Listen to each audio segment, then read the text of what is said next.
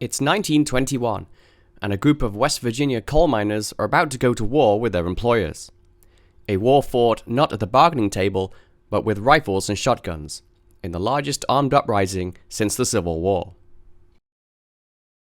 Coal mining has been the lifeblood of West Virginia since the early 1800s. By the late 1880s, the coalfields in Mingo, Logan, and McDowell counties operated under a repressive system. Miners lived in company towns, in houses built and owned by the local coal company. Workers mined using tools leased from their employers, and were paid low wages, not in dollars, but a company currency called scrip.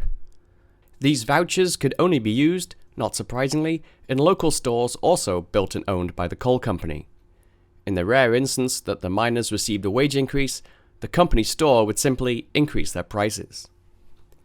This form of indentured servitude meant that, without any real money, coal miners could not easily just leave and look for work elsewhere. Working conditions were often dangerous.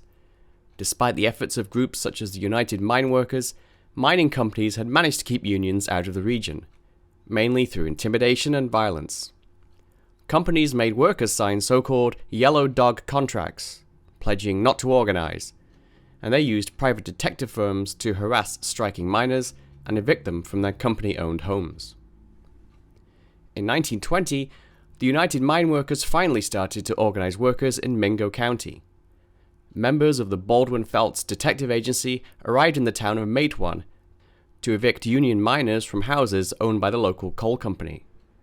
At the train station, the detectives were intercepted by the town's mayor, Cabell Testeman, and chief of police, Sid Hatfield, both men sympathetic to the miners.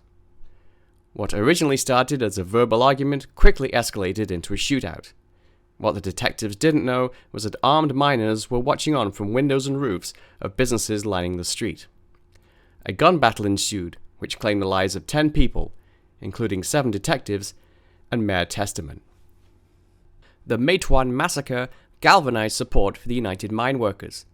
The coal companies responded by bringing in non-union replacement workers, and both sides engaged in a fierce guerrilla war. In 1921, the Mingo County Sheriff wrote, quote, "Murder by lying in wait and shooting from ambush has become common." On August 1st, 1921, Sid Hatfield was ordered to stand trial in anti-union McDowell County. Acquitted of murder charges stemming from the Matewan massacre, he was standing trial for conspiracy when he was ambushed on the courthouse steps by members of the Baldwin Felts Detective Agency. Hatfield's murder outraged the miners, who considered him a hero for his role in Matewan. A march on Mingo County was organized by United Mine Workers leaders Frank Keeney and Fred Mooney.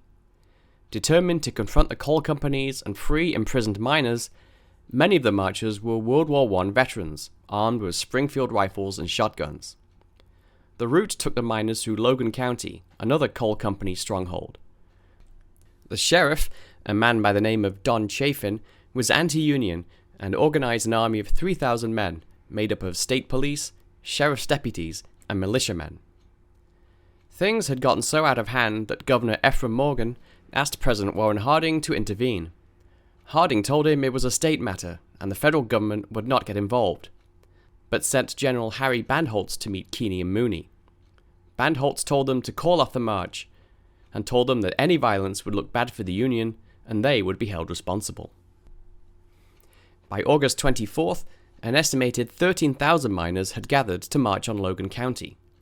By now, both Keeney and Mooney had fled, with the miners now under the leadership of Bill Blizzard. Meanwhile, Sheriff Chafin had begun to set up defenses on Blair Mountain, a 2,000-foot-tall peak that stood between his forces and the oncoming miners. By August 28th, miners were trading gunfire with Chafin's forces. To distinguish themselves in the dense forest, the miners wore red handkerchiefs around their necks, becoming known as the Redneck Army. A group of around 75 miners stumbled upon some of Chafin's Logan defenders on a wooded ridge. Each side asked the other for a password, but received the wrong answer, prompting a firefight that killed 3 sheriff's deputies and 1 miner. Miners streamed up the mountainside, but despite their superior numbers, were repeatedly driven back by heavy machine gun fire. On September 1st, miners looted a Gatling gun from a nearby company store, and engaged Chapin's forces once more for 3 hours. Miner Ira Wilson later recalled, quote, "Machine guns cracked up there so you would think the whole place was coming down on you." Sheriff Chapin upped the ante by chartering 3 biplanes and dropped tear gas and pipe bombs on the advancing miners. The explosives were dropped over 2 of the miners' strongholds, but failed to inflict any casualties.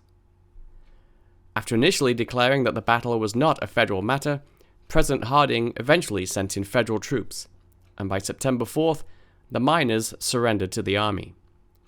Later, it was estimated that 1 million rounds had been fired during the battle. Reports of casualties ranged from between 20 to 100 deaths. In the short term, the Battle of Blair Mountain was a crushing defeat for the miners. Keeney, Mooney, and some 20 other men were charged with treason by the state of West Virginia, with hundreds of others indicted for murder.